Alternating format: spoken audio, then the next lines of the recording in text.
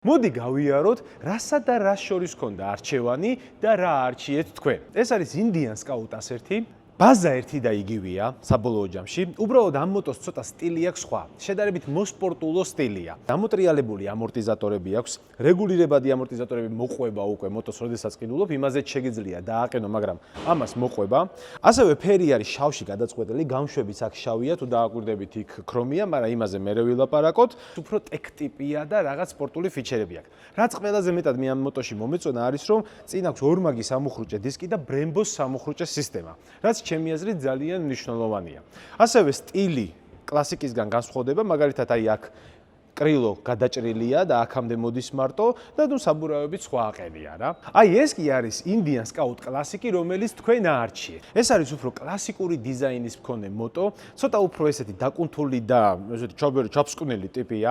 აქ გვაქვს რა თქმა უნდა ძალიან ბევრი ქრომი, იმიტომ რომ კლასიკაა ეს უკვე აი ყველაფერი ქრომშია თუ დააკვირდებით, რაც მე მაგრად მომწონს. კრილოში განსაკუთრებით ეს ფორმა მომწონს, იმიტომ რომ ავტომობილებში იყო ეპოქა, როდესაც მიხვდნენ რომ აეროდინამიკა იყო მნიშვნელოვანი. ეს დაიწყო დაახლოებით 30-იანი წლების ბოლოდან და იმ სტილში ესეც გაკეთებული აი აეროდინამიური კრილოა უკან რა, რაც მე ძალიან მაგრად მომწონს. აქ გვაქვს სტანდარტული ამორტიზატორები, წინ გვაქვს ერთდისკიანი სამუხრუჭე სისტემა. სხვადასხვა ინდიანი ამბობს, რომ ჩვენ აქ ფესვებს დაუბრუნდითო და ამაში სწორია.